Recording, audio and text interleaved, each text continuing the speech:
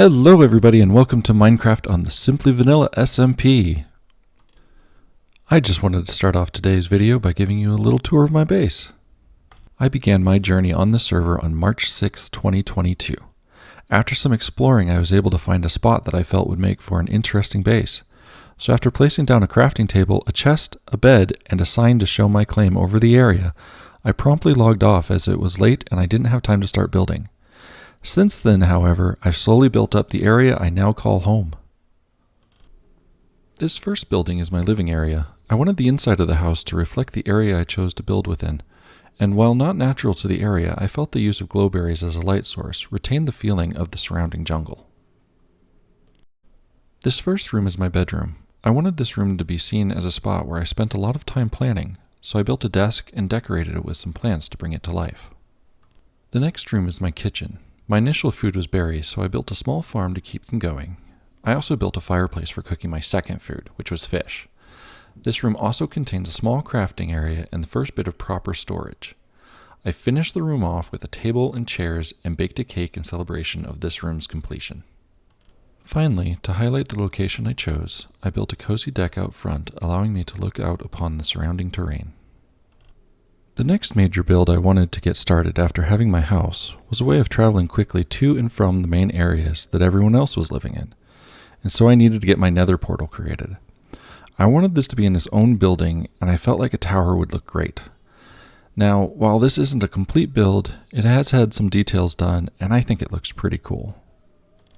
Originally I had a ladder going from the waters below to the base above, but I had planned to use the tower as a means of traversing the distance, so I created the bridge and spiral staircase, allowing me to easily reach the top of the cliff that I had built on. As I built the tower, I found that I wasn't a fan of the dark look and decided to add splashes of color by incorporating copper blocks to age that would be visible from inside and outside.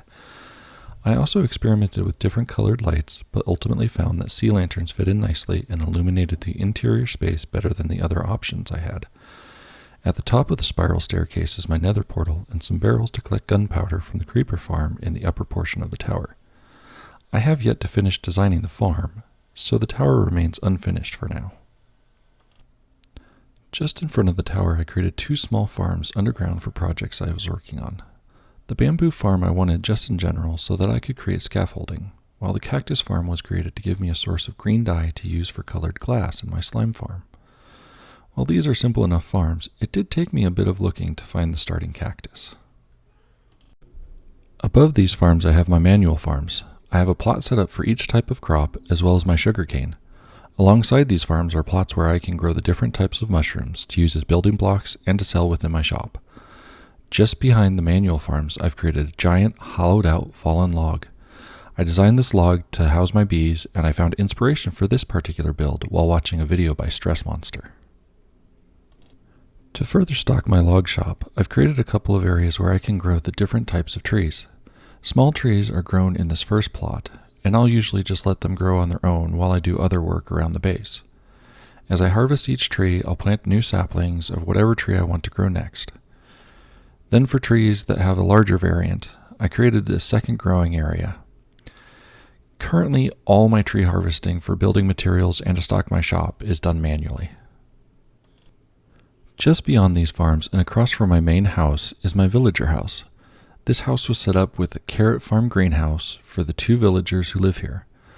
Both of these villagers are farmers that I can trade with to get golden carrots. This house also functions as my villager breeder, and to make sure I only have as many villagers as I want, I set up a redstone mechanism to capture baby villagers and hold them until I'm ready to move them somewhere else. While a villager is in the holding spot, they activate a pressure plate which closes off the third bed within the house, preventing the farmers from making any more villagers. To allow me to keep more than one villager in standby, I set up a rail system that can be loaded up with minecarts to transport the new villagers to a second holding area. The route to the second holding area is a brief but scenic trip along a covered track that runs along the cliff face and leads into a tunnel that winds behind the tower. By curving behind the tower, I am able to use the same stairs that allow me to walk to my base to also reach the villager's storage system. This storage system uses more redstone mechanics to separate each villager into their own holding chamber to await the next step. Each of the holding chambers is equipped with a release lever that unlocks the cart to move the villager to the next part of the system. The villager travels along another winding track to the job assignment room. The villager will take on their new role before making it into the village proper. During their job assignment, the villager also goes through a series of negotiations in order to ensure the best possible prices for their wares. When negotiations are complete, the villager will be sent along one final track that will take them to the village where they will find their forever home and place of employment. However, the village is not complete, so for now I have a single villager who is selling the materials I need for the current build. The final part of my base that I wanted to show you is the current project, and also the location where I plan to make the village and bring more life to my base. Below my base is a fairly large cave system, and I felt inspiration to build down into it.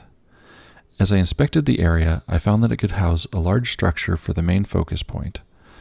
But it wasn't in this structure that I thought I would want to build the village.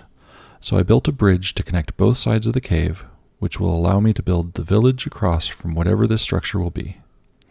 Most likely, this structure will end up being the formal location of my main base, where I'll have my big storage, additional farms, and whatever else I can come up with. Well, that's it for my base tour. Thank you all for joining me, and I hope you'll stop by again to see my next video. Until next time, goodbye.